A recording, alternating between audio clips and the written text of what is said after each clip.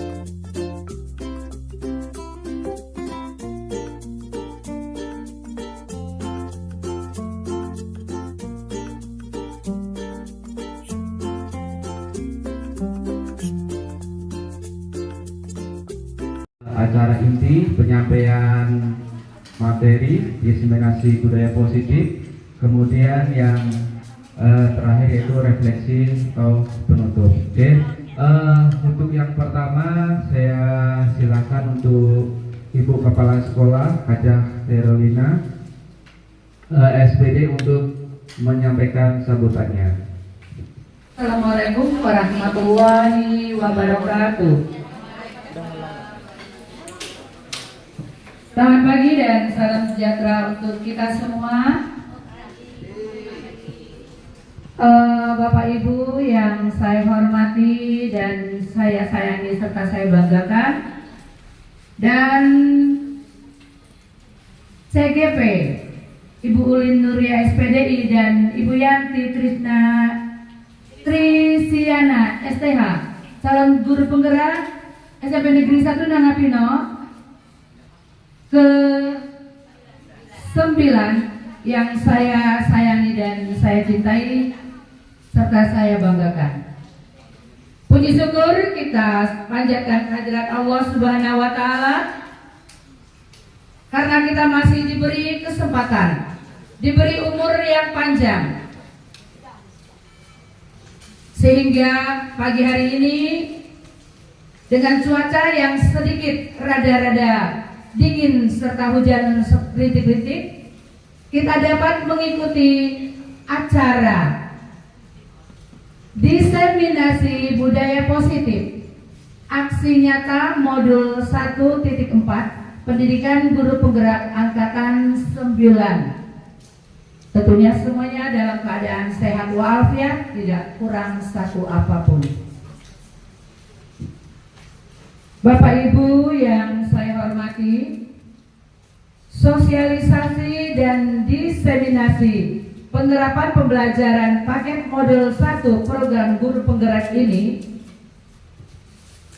nantinya akan sama dilaksanakan oleh Bapak Ibu dari calon guru penggerak yang akan datang. Karena di sini ada beberapa lagi di antara kita akan menjadi calon guru penggerak atau balon ya. Tapi insya Allah mungkin sudah saya yakin karena ini program dan ini pasti akan dilaksanakan dan mungkin insya Allah akan lulus semuanya. Nah, ini adalah hal yang baik, hal yang positif. Saya kira hal ini tidak ada yang tidak bisa kita lihat dan kita dengarkan serta kita sama-sama simak.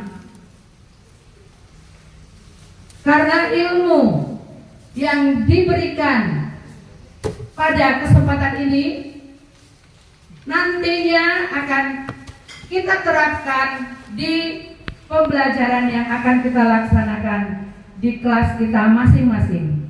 Tetapi semua guru yang ada di SMP Negeri 1 Nangapino ini bisa mempraktekkan apa yang menjadi budaya positif itu ke pembelajaran sehari-hari. Itu harapan saya sebagai kepala sekolah di SMP Negeri 1 Nangapino ini.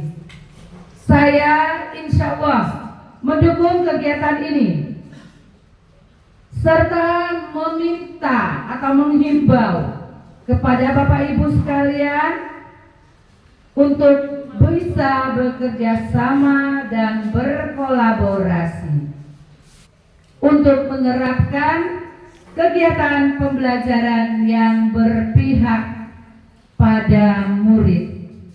Harapan saya, budaya positif ini kita terapkan di kelas dan di sekolah kita ini. Pembelajaran yang berpihak pada murid, dan murid dengan terus memperhatikan minat serta bakat didiknya sehingga mereka bisa tumbuh dan berkembang sesuai dengan kodrat serta selamat dan bahagia. Terima kasih Bu Yanti atas waktunya. Bismillahirrahmanirrahim. Assalamualaikum warahmatullahi wabarakatuh. Selamat pagi dan salam sejahtera untuk kita semua. Selamat pagi. Yes.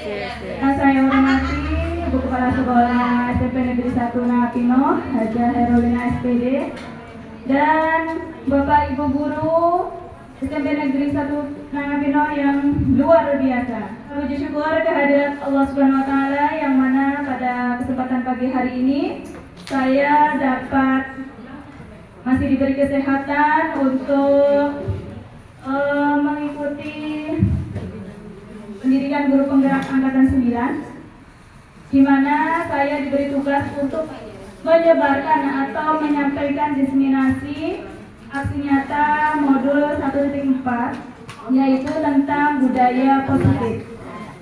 Terima kasih saya ucapkan yang sebesar-besarnya untuk Bapak Ibu guru semua yang sudah bersedia meluangkan waktunya untuk mengikuti kegiatan saya ini. Di sini saya di depan ini bukan berarti saya yang pintar ya Bapak Ibu, atau saya yang tahu.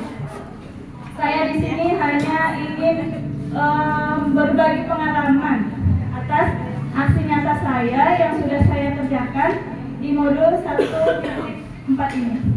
Modul 1 itu ada 4 ya buat Bapak Ibu, dari 1.1 sampai 1.4. Menyebarkan pemahaman dan pengalaman penerapan budaya positif angkatan 9. Masih fokus nggak nih Bapak Ibu guru? Fokus ya? Boleh nggak saya kasih bikin sedikit? Boleh nggak? Boleh ya? Baik. Saya kasih kata kunci yaitu huruf kedua. Misalnya saya kasih contoh ya. 5 huruf keduanya I. 6 huruf keduanya N. 7 huruf keduanya U. Nah, 5 Wah, yang sudah tahu mohon jangan kasih tahu dulu ya. Bu Hero boleh ya, saya tanya Bu Hero boleh.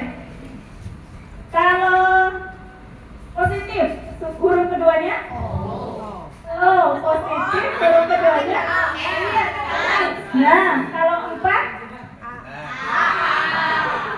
benahnya di bawah ya. Nah, itu hanya sedikit lah ya Bapak Ibu. Kita bikin hari ini agar tidak takut, apalagi cuaca dingin.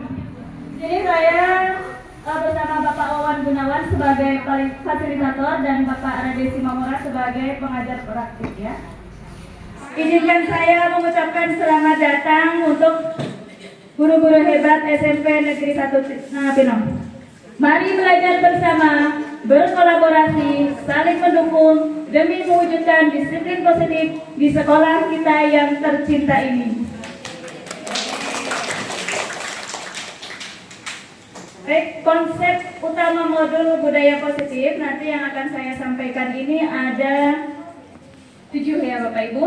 Yang pertama yaitu perubahan paradigma belajar, disiplin positif, motivasi perilaku manusia, kebutuhan dasar manusia, keyakinan kelas, posisi kontrol restitusi, dan segitiga restitusi. Yang pertama yaitu pembelajaran dengan paradigma baru. Di sini apa itu paradigma baru? Paradigma baru adalah pembelajaran di mana dirancang berdasarkan prinsip pembelajaran yang terdiferensiasi. Jadi kita itu harus memberikan layanan yang berbeda kepada anak-anak di kelas kita. Tidak boleh disamaratakan.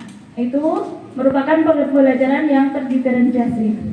Sehingga setiap siswa belajar sesuai dengan kebutuhan dari tahap perkembangannya untuk mewujudkan profil pelajar Pancasila. Sudah kita ketahui bahwa dimensi profil pelajar Pancasila itu ada sama, yaitu beriman dan bertakwa kepada Tuhan Yang Maha Esa dan berakhlak mulia, berkebinekaan global, bergotong royong, kreatif, bernalar kritis, dan mandiri. Ada 6 Bapak Ibu. Motivasi perilaku manusia.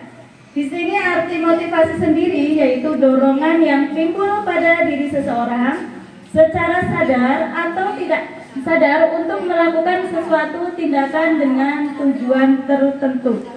Yang pertama, menghindari ketidaknyamanan dan hukuman. Jadi kalau murid melakukan disiplin diri karena takut dihukum, itu berarti mereka masih memiliki motivasi ekstrinsik. Ya, kalau anak-anak hanya disiplin karena ada hukuman, ya belum ada motivasi dalam diri kita sendiri. Yang kedua, mendapat imbalan atau penghargaan dari orang lain. Mereka mau disiplin, tetapi harus ada imbalannya. Nah, itu berarti murid melakukan disiplin diri karena ia ingin mendapat imbalan. Ada, kalau di TK mungkin bintang, itu juga masih merupakan disiplin ekstrinsik. Yang ketiga, menghargai nilai-nilai kebajikan diri sendiri.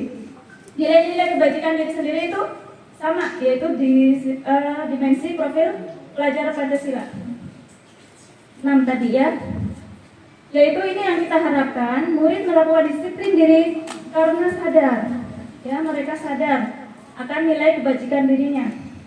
Ini merupakan motivasi intrinsik. Kira-kira yang kita harapkan itu motivasi yang bagaimana Bapak Ibu kepada murid-murid kita? Tentunya intrinsik.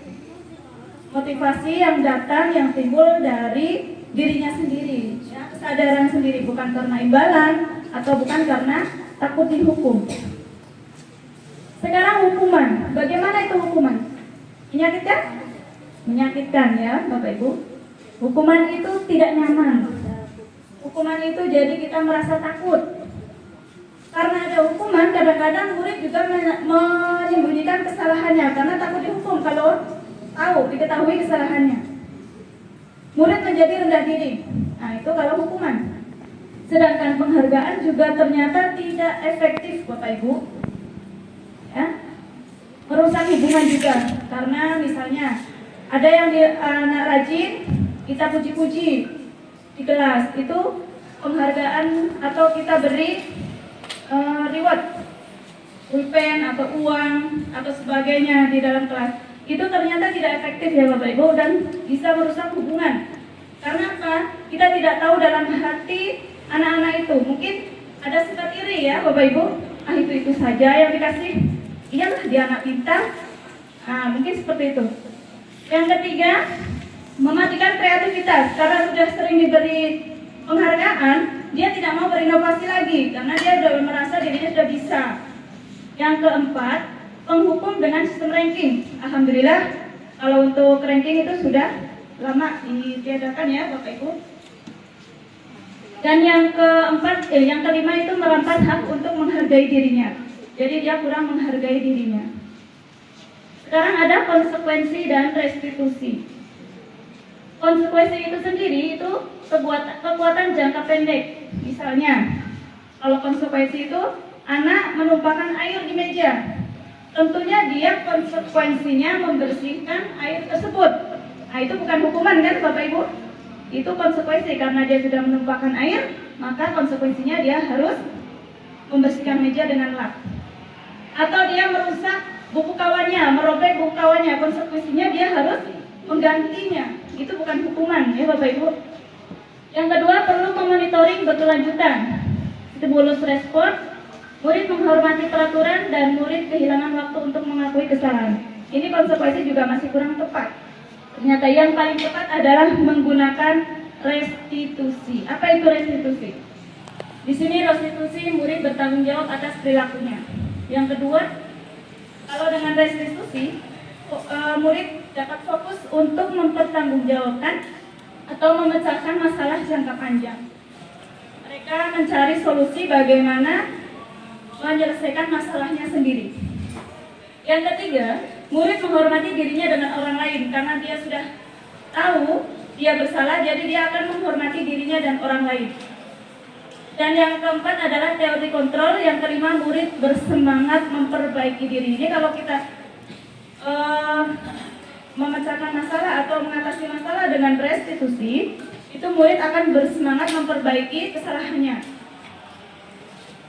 Yang selanjutnya yaitu kebutuhan dasar manusia. Manusia itu pasti memiliki kebutuhan.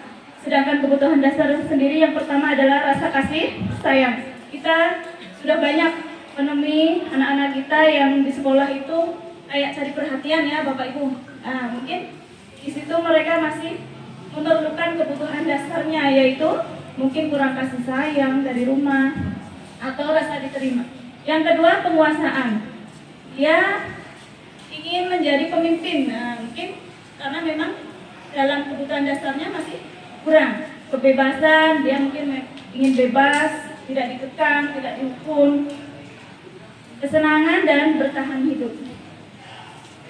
Ini ya, bertahan hidup, kasih sayang, rasa diterima, penguasaan, kebebasan dan kesenangan. Ini adalah kebutuhan dasar yang harus dipenuhi oleh siswa kita. Insya Allah kalau kebutuhan dasar ini mereka dapatkan, mereka ada yang kebutuhan dasarnya belum terpenuhi. Kita aja sendiri mungkin ada dari 5 kebutuhan dasar itu ada yang belum terpenuhi. Bagaimana Bu Her? Kebutuhan dasarnya sudah terpenuhi? Baik. Di sini 5 posisi kontrol restitusi. Iya. Kita sebagai pengajar, sebagai pendidik, kita akan tahu sebenarnya posisi kita itu di bagian mana. Ini ada 5 posisi kontrol yang ada pada pendidik. Yang pertama adalah penghukum. Yang kedua, pembuat merasa bersalah. Yang ketiga, teman. Yang keempat, pemantau. Yang kelima, manajer. Tadi saya sudah sedikit berdiskusi dengan Bu Mariani. Saya biasanya menjadi teman Bu, kata Bu Mariani ya Bu. Tapi sebenarnya yang kita harapkan sebagai pendidik yang baik, yang sempurna adalah manajer. Tentunya itu sulit ya. Kadang-kadang kita sebagai penghukum, mau tidak mau terlambat, kalian harus keluar kelas. Yang kedua, merasa bersalah, membuat merasa bersalah di sini. Kira-kira kalau menghukum di sini menghardik atau menunjuk-nunjuk, menyakiti, belum apa? Kamu lagi. Itu sudah termasuk menghukum ya, tidak boleh sebenarnya. Kalau kamu tidak melakukannya, awas ya. Itu juga menghukum ya. Jadi sebaiknya yang mana? Manajer mengajukan pertanyaan-pertanyaan dengan restitusi. Ya. Yang kedua, pembuat merasa bersalah. Saya sendiri sering menjadi posisi kontrol yang membuat merasa bersalah, berceramah, dan mengatakan seharusnya kalian jadi anak yang baik. Itu juga membuat anak itu merasa bersalah. Ya, kamu seharusnya sudah tahu. Ibu lelah mengatakannya. Sudah berkali-kali dikasih tahu, masih lagi.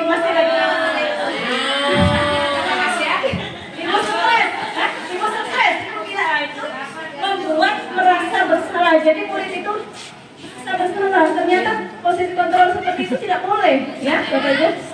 Ternyata. Berarti itu punah ya, Bu. Kerjakan nanti Ibu sudah sesuai dengan KD yang akan Ibu sampaikan. Nah, itu sebagai teman. Kita boleh lemah lembut, tetapi di situ teman juga belum efektif sebagai posisi kontrol guru. Yang keempat, pemantau. Pemantau itu menghitung dan mengukur apa peraturannya, menyesuaikan diri bila diawasi. Jadi baiknya yang paling baik itu sebagai manajer. Kayaknya sih ya, manajer itu agak-agak perlu kesabaran yang tinggi. Tapi ya kita coba ya Bapak Ibu ya. Mudah-mudahan karena kita ingin anak-anak kita juga bagus, mengakui kesalahannya, berubah. Kalau ada anak terlambat jangan langsung menghukum ya Bapak Ibu. ditanya, kenapa biar kita terlambat? Itu ya Bapak Ibu. Karena saya bangun tidur kemalaman misalnya kan, kita akan mengajukan pertanyaan lagi. Bisa bangun tidur kemalaman karena main game atau banyak nonton misalnya. Nah, kita pasti ada pertanyaan-pertanyaan yang muncul lagi. Terus kira-kira kalau dia nggak terlambat gimana? Mereka akan menjawab dengan sendirinya dan mengontrol dirinya. Oh, kalau dia nggak terlambat, itu saya lebih awal tuh tidurnya, tidak main game lagi ya seperti itu. Itu namanya sebagai manajer, tidak dengar dari ibu bapak itu ini sebagai teman. Apakah kamu mau mendapatkan stiker bintang hari ini? Nah itu pemantau ya bapak ibu. Bagaimana kamu bisa menyelesaikan masalah ini? Saya menanyakan bagaimana caranya mereka untuk menyelesaikan masalah sendiri. Kegiatan yang keempat yaitu saya membuat keyakinan kelas, karena dengan restitusi itu akan dihubungkan dengan keyakinan kelas kita. Restitusi sendiri itu pertanyaan-pertanyaan yang menghubungkan keyakinan kelas. Kalau kita sudah membuat keyakinan kelas, boleh kita tanyakan dengan restitusi tadi. Ya, Bapak Ibu. Sekarang mendiskusikan tentang peraturan kelas ini, langkah-langkahnya. Kita diskusikan dulu, kira-kira kita bikin peraturan apa. Setelah itu didiskusikan menjadi keyakinan kelas. Karena peraturan itu biasanya juga satu pihak, hanya gurunya saja. Kalau keyakinan kelas itu kesepakatan warga kelas, guru dan murid.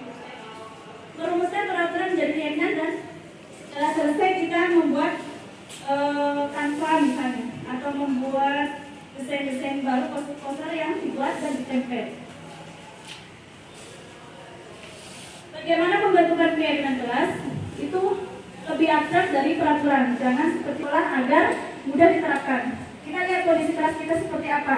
Jadi keyakinan kelas yang kita buat sesuai dengan kondisi kelas kita. Jangan melihat kelas yang lain.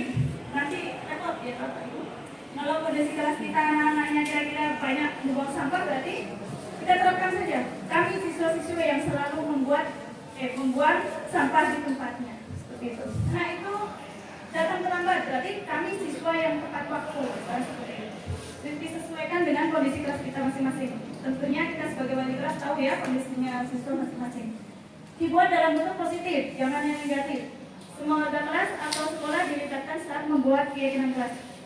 Kita boleh meminta saran kepada kepala sekolah atau kesiswaan dalam membuat keyakinan kelas tersebut. Itu boleh. Ini ada video keyakinan kelas yang sudah saya buat. Yang bersangkutan ya Bapak Ibu menyaksikan video yang kedua kalinya. Ini versinya agak sama dengan Bu Yanti karena kita satu angkatan, satu pembelajaran, jadi kurang lebih seperti itu cara pembuatannya. Terima kasih.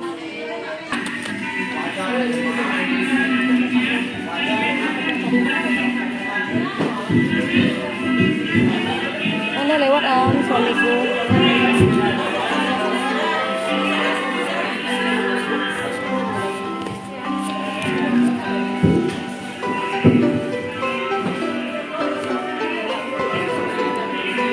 Sampai hati tante ko daw sa makan tadi malam. Tante.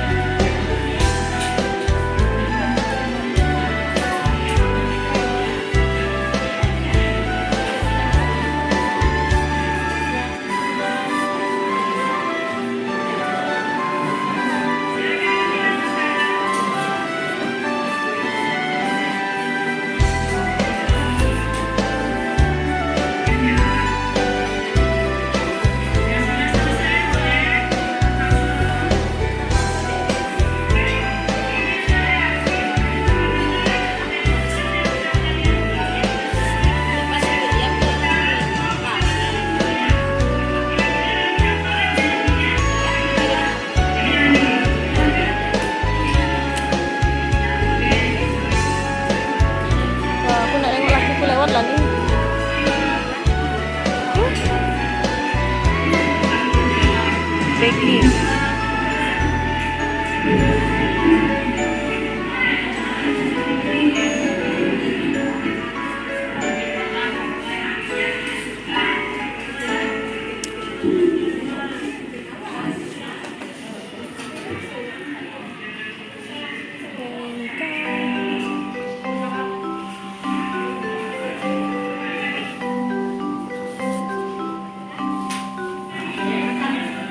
Masuk sini suaranya.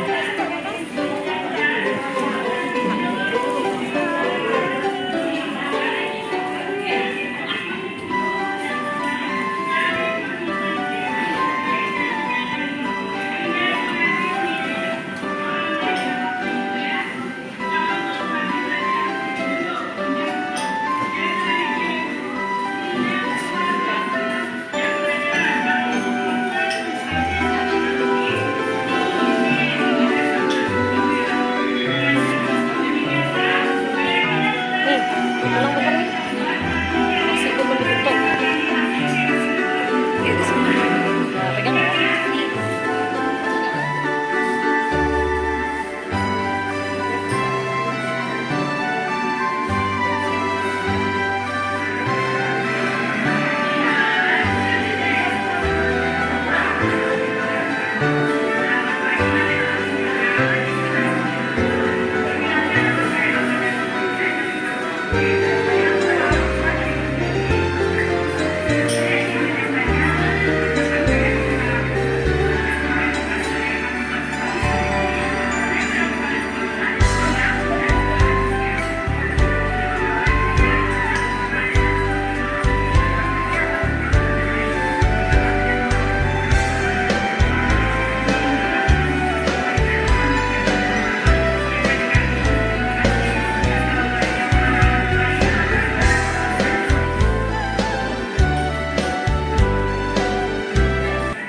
Ada konsep disiplin pendekatan restitusi. Bagaimana tadi sudah saya paparkan di depan, kalau ada masalah dengan siswa kita itu tidak boleh menghukum. Jadi kita melakukan sebuah cara menanamkan disiplin positif itu kepada murid dengan cara restitusi. Apa itu restitusi? Restitusi adalah proses menciptakan kondisi bagi murid untuk memperbaiki kesalahan mereka sehingga mereka bisa kembali kepada kelompok mereka dengan karakter yang lebih kuat. Restitusi juga merupakan proses kolaboratif yang mengajarkan murid untuk mencari solusi untuk masalah mereka dan membantu murid berpikir tentang orang seperti apa yang mereka ingin menjadi tujuan mulia dan bagaimana mereka harus memperlakukan orang lain. Nah, ini adalah yang dimaksud dengan restitusi. Ciri-ciri dari restitusi. Di sini ada 9 ya, Bapak Ibu. Restitusi bukan untuk menebus kesalahan, namun untuk belajar dari kesalahan. Yang kedua, memperbaiki hubungan. Yang ketiga, tawaran atau bukan paksaan. Restitusi menuntut untuk melihat ke dalam, mengembalikan murid yang berbuat salah kepada kelompoknya. Di sini ada video restitusi saya yang saya laksanakan di sekolah ketika saya pembelajaran. Di sini ada anak yang terlambat ketika pembelajaran jam pertama. Selamat menyaksikan.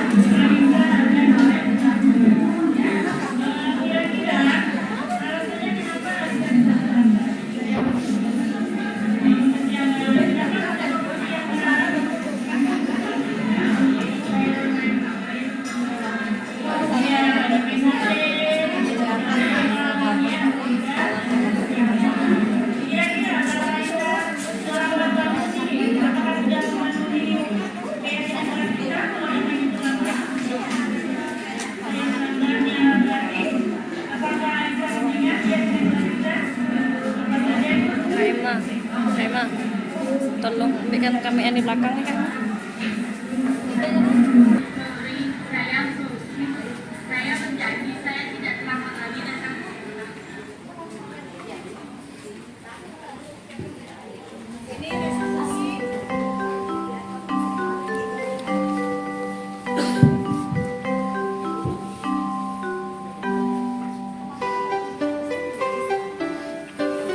Di restitusi kedua ada yang berbeda tetapi penanganannya sama.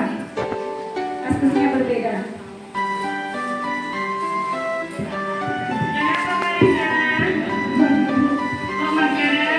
Ayo berhenti dulu makannya, kerjakan sedianya ya. Bapak Ibu, depan. Ya, makan dulu.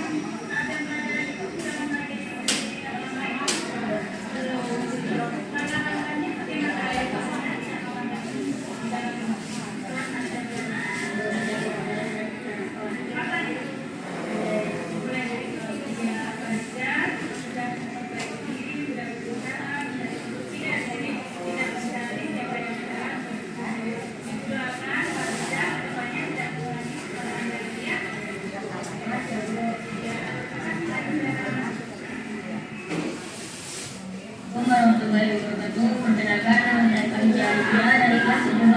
Tadi saya dipanggil oleh guru karena makan saat jam pelajaran, tapi saya tidak dimarahi. Kami menjadi positif atas kesalahan saya. Terima kasih Bu Lin. Saya berjanji tidak mengulangi kesalahan saya lagi.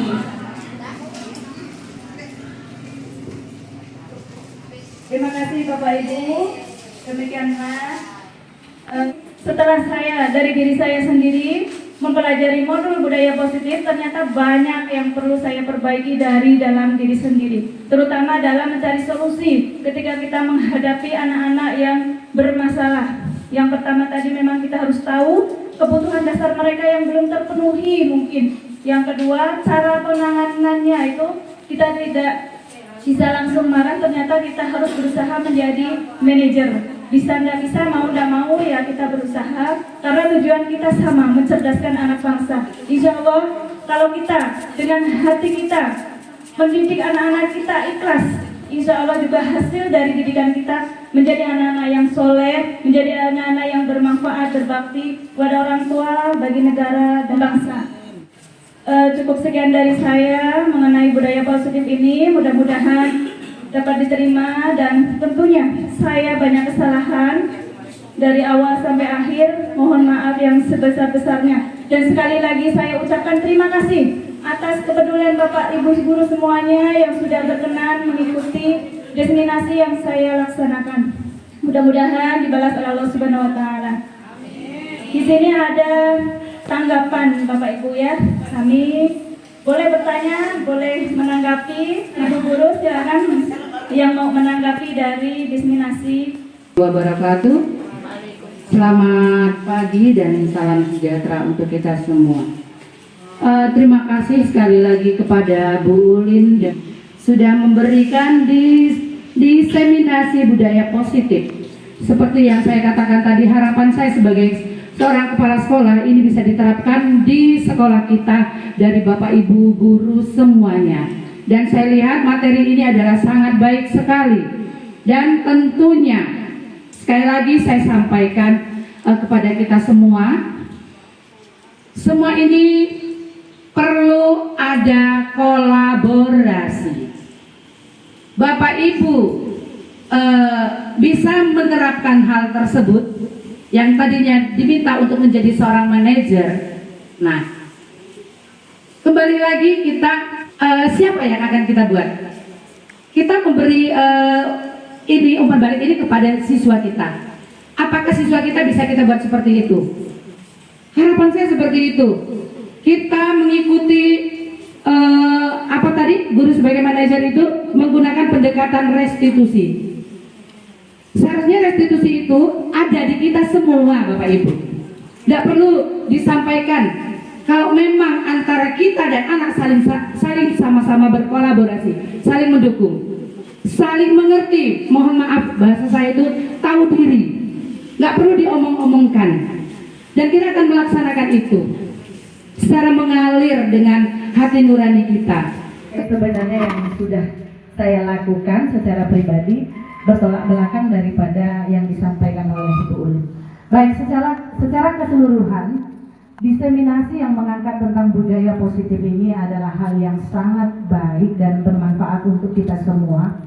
Mengingat sekolah kita sudah menerapkan, maaf Bu Asma, sudah menerapkan kurikulum Merdeka, yang mana di dalamnya kita sudah melaksanakan P5, yang P5 itu juga terkait erat dengan budaya positif.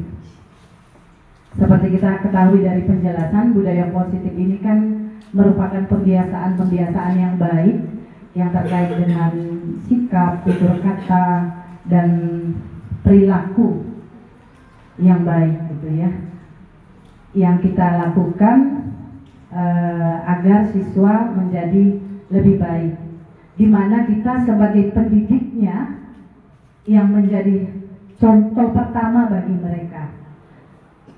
Budaya positif ini masuk ke dalam pendidikan sangat diperlukan, sangat penting, karena untuk menciptakan kualitas yang baik dari sebuah pendidikan. Seperti kita ketahui bahwa perkembangan zaman ini sangat pesat, diselingi dengan perkembangan ilmu pengetahuan yang banyak sekali memberikan pengaruh positif dan negatif kepada siswa kita, di mana mereka pada tahap-tahap sekarang ini kita mengajari jenjang SMP itu sangat berpengaruh sekali kepada mereka dalam tumbuh kembangnya dan pembentukan karakter mereka. Disinilah diperlukan kita sebagai pendidik untuk menerapkan budaya positif sehingga mereka nanti bisa bertumbuh dan berkembang menjadi anak-anak yang berkarakter baik. Selain kita mengarahkan kepada mereka akan hal-hal dan kebiasaan yang baik, kita juga berharap agar ilmu yang mereka timba dari kita itu selaras dengan karakter mereka yang baik. Jangan sampai sebaliknya, dengan ilmu itu mereka memiliki karakter yang tidak baik, karena itu sangat membahayakan bagi kehidupan mereka kelak dan juga bangsa negara kita ini. Oleh karenanya itu budaya positif ini sangat baik diterapkan di dalam pendidikan di sekolah-sekolah. Saya kira itu saja yang bisa saya sampaikan, Bu Ulin. Menyimpulkan dari apa yang disampaikan, sebenarnya memang banyak sekali hal-hal yang bermanfaat dari setiap aspek-aspek yang dijabarkan dalam budaya positif ini. Mudah-mudahan bermanfaat buat kita dan sekali lagi kita bisa menerapkannya, mengubah sedikit demi sedikit kebiasaan yang kita lakukan yang mungkin bertolak belakang dari pendidikan budaya positif ini. Terima kasih. Wabillahi taufiq wal hidayah. Wassalamualaikum warahmatullahi wabarakatuh. Selamat pagi kawan-kawan. Terima kasih atas tanggapannya. Baik, untuk refleksi silakan Bapak Ibu guru untuk merefleksi dari pemaparan budaya positif yang sudah saya sampaikan. Yang lain juga boleh ya Bapak Ibu, silakan.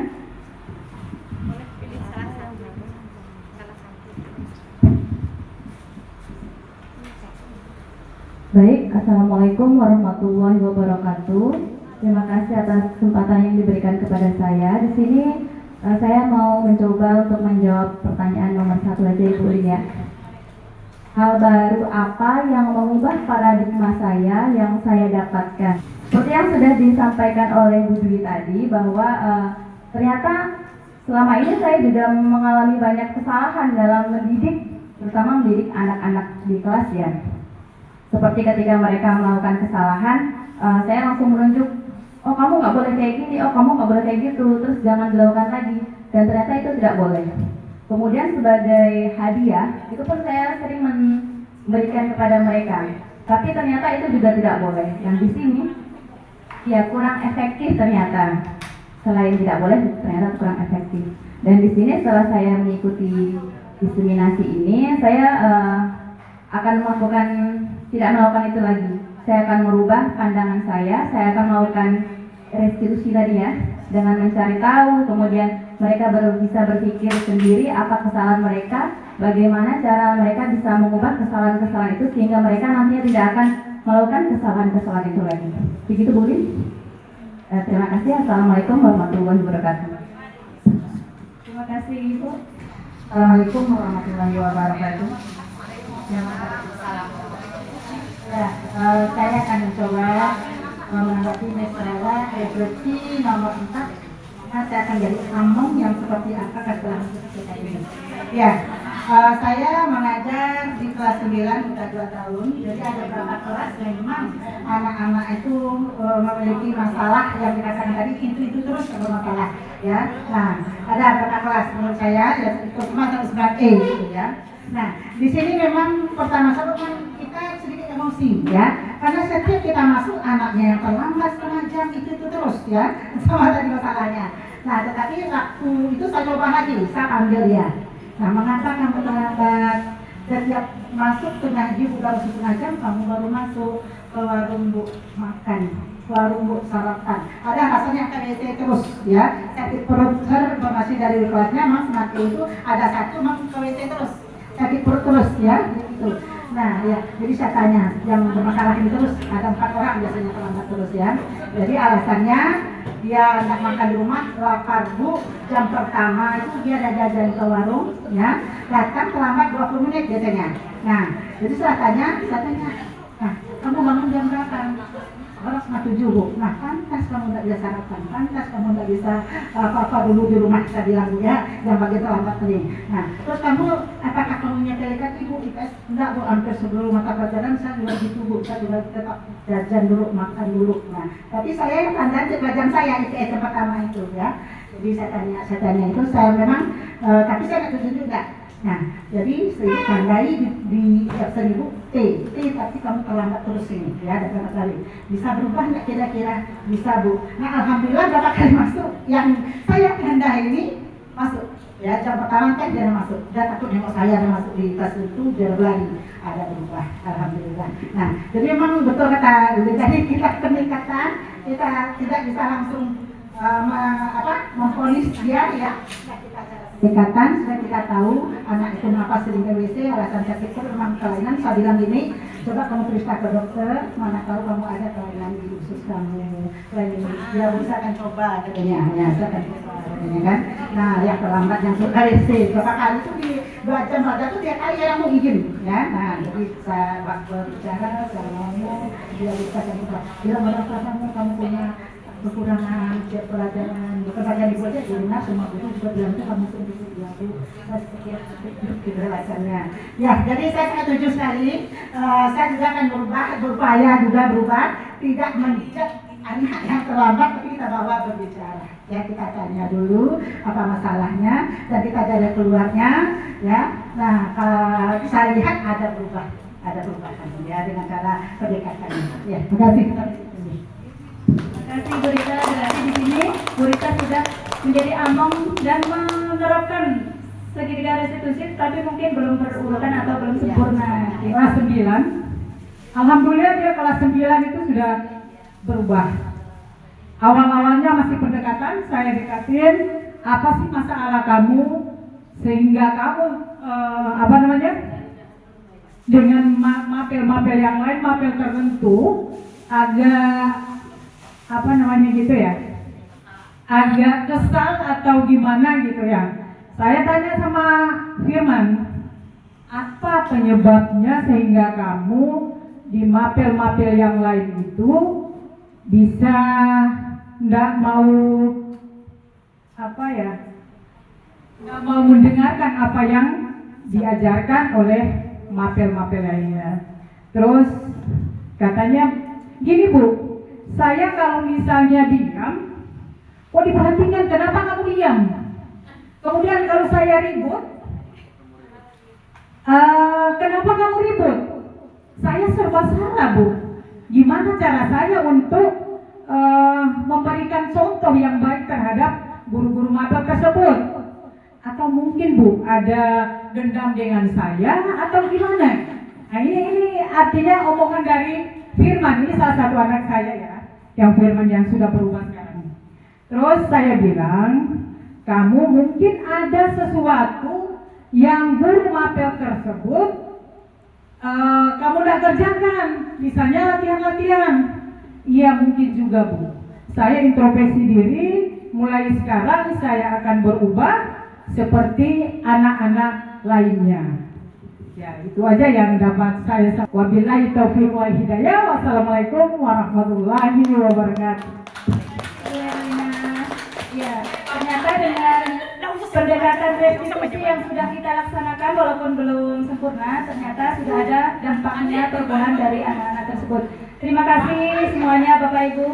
Mari kita tutup kegiatan pada hari ini dengan bacaan Alhamdulillahirabbil alamin. Assalamualaikum warahmatullahi wabarakatuh. Selamat pagi dan salam sejahtera untuk kita semua.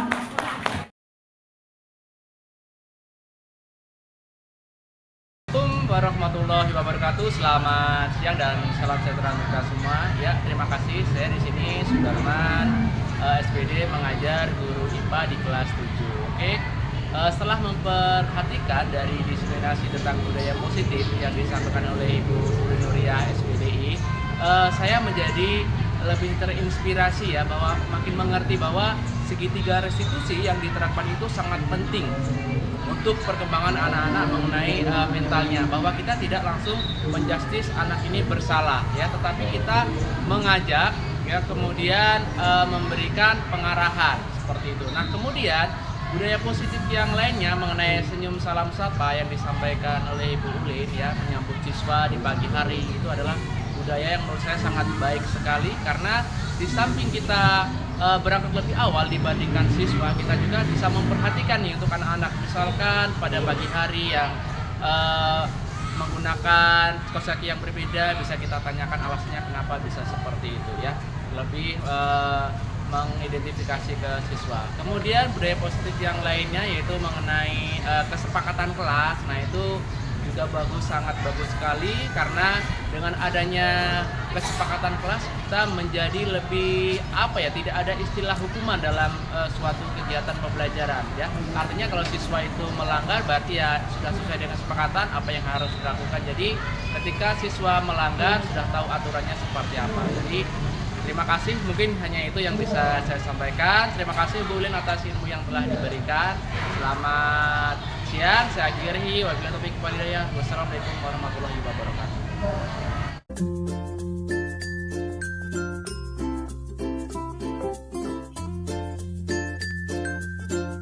Warahmatullahi wabarakatuh. Waalaikumsalam warahmatullahi wabarakatuh. Selamat pagi semuanya. Selalu semangat pagi. Yes, yes, yes. Bagaimana kabarnya hari ini? Luar biasa. Bisa, bisa, yes. Alhamdulillah.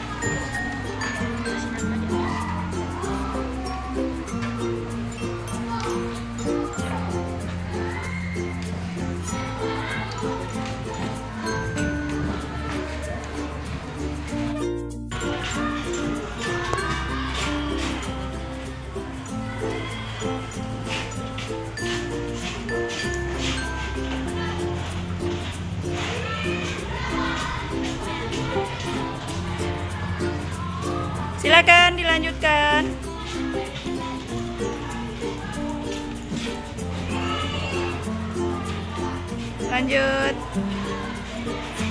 Yang sudah selesai boleh langsung.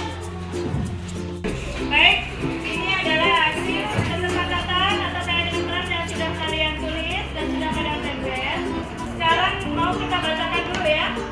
Kira-kira nanti apa jadinya kesepakatan kelas pada hari ini. Silakan. Yang nomor 1. Tidak boleh main satu. Tidak boleh main satu. Tanggung jawab. Tanggung jawab. Disiplin. Bikin kelas sesuai hari yang ditentukan. Bikin kelas sesuai jadwal. Ya. Jangan membuli.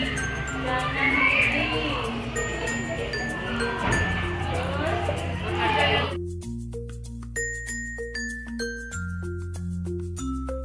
Kesepakatan kelas dan keyakinan kelas sudah kita buat sesuai dengan diskusi tadi, yaitu yang pertama menjaga fasilitas sekolah dan kelas, bertanggung jawab, disiplin, sopan santun, menghargai ya diri sendiri, guru dan teman, saling menghormati, menghargai dan menyayangi, tidak mengambil milik orang lain apapun itu ya. Kalau mau ngambil berarti harus izin dulu, pinjam dulu. Yang terakhir yaitu tidak keluar kelas saat jam pelajaran. Kalau mau keluar kelas, mau ke WC berarti harus diizin dengan Bapak Ibu guru yang mengajar. Demikianlah keyakinan kelas yang sudah kita buat. Nanti kalian menandatangani hasil keyakinan kelas yang sudah kalian buat. Siap ya?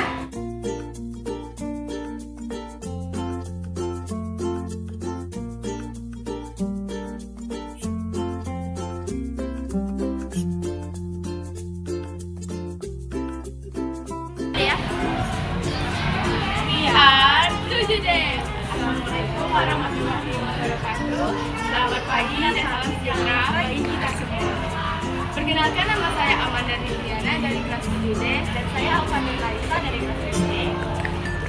Saya ingin menyampaikan pendapat saya tentang kesepakatan kelas yang kami buat bersama Bu Uli tadi.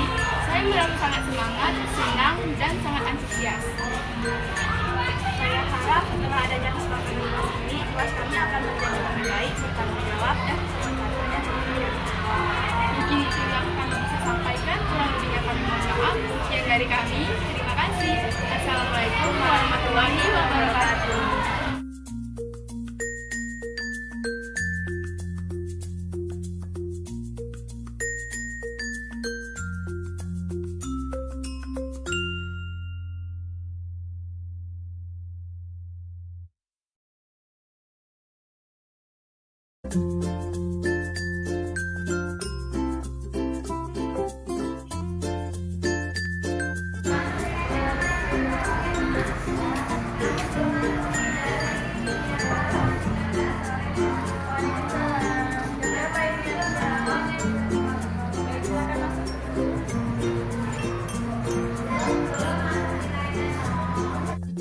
Kenapa itu panggil ke depan? Jam berapa Alisa berangkat dari rumah? Tahu Alisa sekolah kita masuk jam berapa? Nah, kira-kira kalau Alisa berangkat dari rumah jam 7:05, sekolah kita masuk jam 7, apakah Alisa sudah tepat waktu? Nah, setiap orang pasti pernah melakukan kesalahan. Ibu juga pernah melakukan kesalahan. Ibu juga pernah terlambat. Tetapi di sini ibu bukan mencari siapa yang salah, tetapi kita mencari solusinya bagaimana Alisa agar tidak terlambat. Ya, kira-kira alasannya kenapa Alisa bisa terlambat? Saya bangun kesiangan. Kenapa bisa bangun kesiangan?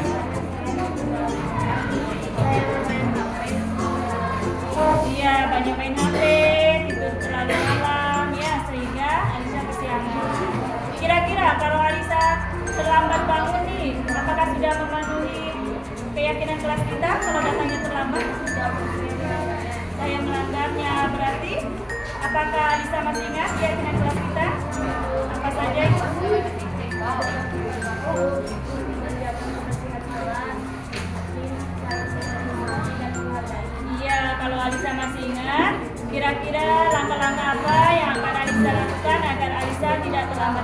tidak memiliki sumber malam dan sehingga bisa dari masalah.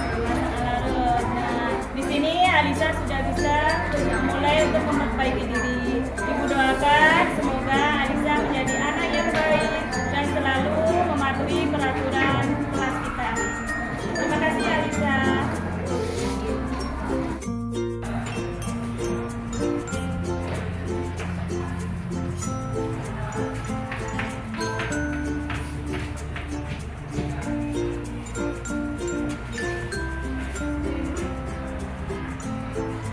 Sedang apa Fariza? Kok makan? Ayo berhenti dulu makannya, kerjakan dulu ujiannya ya. Fariza tahu kenapa Fariza dipanggil ke sini? Tahu Bu, karena saya makan saat jam pelajaran. Makan saat jam pelajaran, apakah Fariza tahu itu perbuatan salah atau benar? Tahu Bu. Tahu. Makan adalah kebutuhan kita. Ibu juga kalau lapar ibu makan, tapi ibu tahu kapan kita harus makan. Apakah Fariza tidak sarapan? Tidak Bu. Kenapa tidak sarapan? Karena saya tadi pagi pegang HP, terus buru-buru mandi pergi ke sekolah.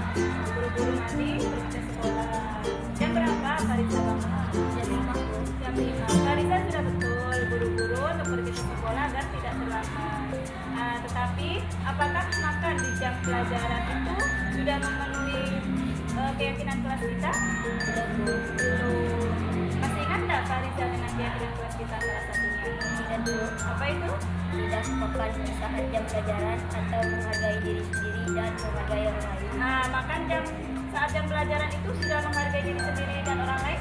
Belum. Belum. Terus langkah-langkahnya bagaimana agar Fariza tidak makan lagi di dalam kelas saat jam pelajaran? Bangun lebih awal dan sarapan. Kapan itu?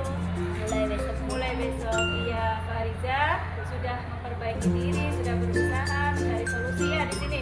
Tidak mencari siapa yang salah atau betul. Ibu doakan Fariza kedepannya tidak mengulangi kesalahan lagi ya. Maaf ya Bu. Iya, terima kasih Fariza. Assalamualaikum warahmatullahi wabarakatuh. Perkenalkan, nama saya Fariza Arifia dari kelas 7A. Tadi saya dipanggil oleh Ibu Lin karena makan saat jam pelajaran, tapi saya tidak dimarahi. Kami mencari solusi atas kesalahan saya. Terima kasih Bu Lin. Saya berjanji tidak mengulangi kesalahan saya lagi.